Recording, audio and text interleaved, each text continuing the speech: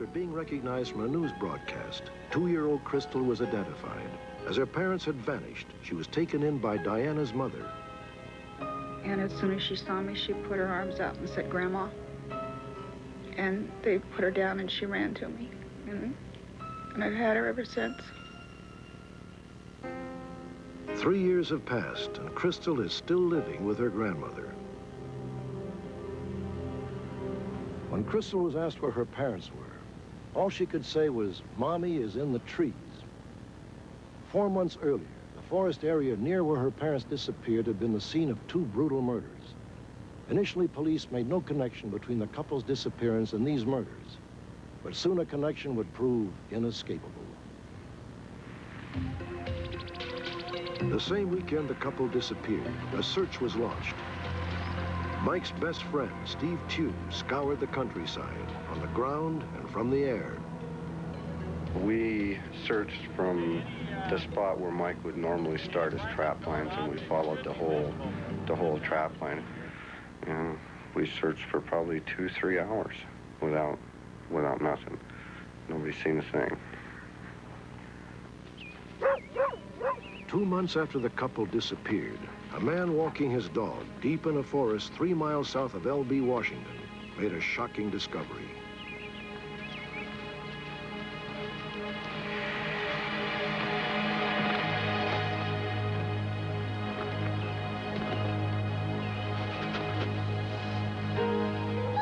Crystal was correct when she said that her mother was in the trees, for Diana Robertson was lying dead in the forest alongside Mike's truck.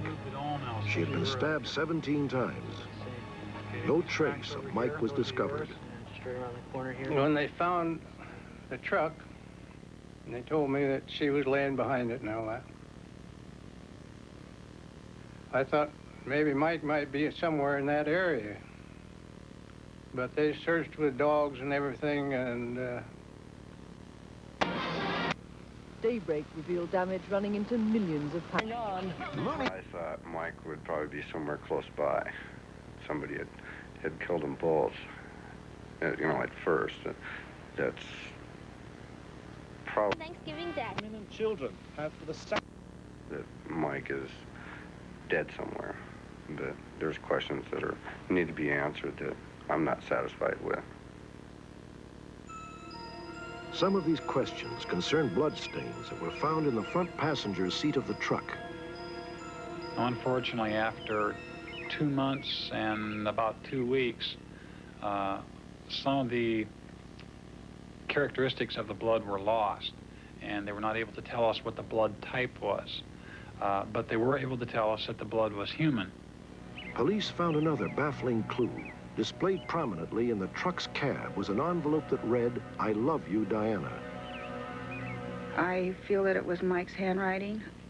I have cards that he had given to her on different holidays and things that he signed exactly the same way. I know that Louise Conrad says that handwriting is Michael Reamer's. However, the FBI laboratory is not able to tell us conclusively that that is so. That was rather interesting. Why did someone put that there? Was it Michael Reamer as a final "goodbye, Diana, I'm sorry" situation? Or was it someone who put it there to throw off the authorities and make them think that? Some police believe that this killing may be linked to a double murder that had occurred 4 months previously, just 15 miles from where Diana Robertson was discovered. These murders occurred in Pierce County, an area where Mike frequently set his traps. A man named Stephen Harkins had been found dead in his sleeping bag, shot in the forehead. His companion, Ruth Cooper, was discovered 2 months later. She, too, had been shot to death. And around her neck, a tube sock was tied. It looks like a similar case. In a grisly similarity, Diana Robertson had another tube sock around her neck, tied in exactly the same type of knot. At a later date, I would go to Pierce County, and I asked to observe the sock which was used around the neck of Ruth Cooper. Their evidence technician took me to their evidence storage area, looked up the ligature from the Ruth Cooper case, and when he dumped it out on a desk in the evidence lab, The hair stood up on the back of my neck, and I shivered a little, and the evidence technician let out a low whistle because, knowing nothing about the case, he could see that it was the same as the one I had brought with me from Diana Robertson. 133 to 96. Two theories emerged concerning these multiple killings. One was that an unknown serial killer had taken the lives of both couples and hidden Mike's body. Secondly, some thought it possible that Mike Reamer himself was a serial killer. Yes, it is. I'm a man. You're a woman. You're not supposed to be. The couple had a history of domestic violence, and according to friends and family, Diana had been frequently beaten. I've got a 2-year-old daughter, and you never. That's not my It's not problem. That's your problem. natural for somebody You are totally. to beat up somebody that they love like that so often. But when he got mad, he beat her up. He took everything out on her. What he did, he blamed her for things that he did. If he was seeing somebody else, he would turn it around like Diana was seeing somebody else and justify it, in his own mind. A few weeks before her murder, Diana had secured a court order forbidding Mike from seeing her. But as Christmas approached, the couple got back together for what would prove to be the last time. I don't know why Diana let Mike come back in. Maybe because she had Crystal. Maybe in a way he was, I don't know, maybe he was a sense of security for her. The only thing I can tell you is that she loved him. Often, the victim allows the assaulting party back in. It's really very common. Though circumstantial evidence exists that could lead to a warrant being issued against Reamer for the murder of Diana Robertson, there is a legal stumbling block. We can't prove he's alive, and we can't prove he's dead.